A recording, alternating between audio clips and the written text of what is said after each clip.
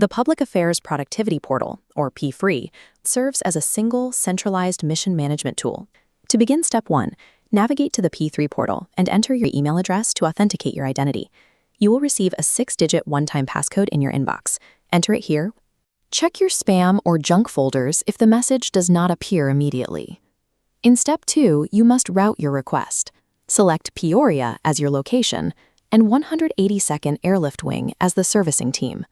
If you are unsure which specific service category fits your request, choose General PA Support to move forward.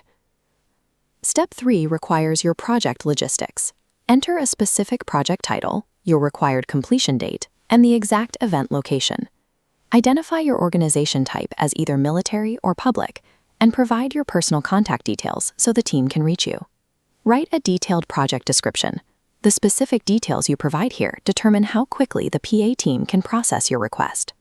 Move to step 4 and use the Upload section to attach any required documents, such as base tour forms or flyover paperwork. Review your entered data for accuracy. Check both certification boxes at the bottom of the screen to finalize your submission. Once the success screen appears, the system will send automated email updates as your project status changes.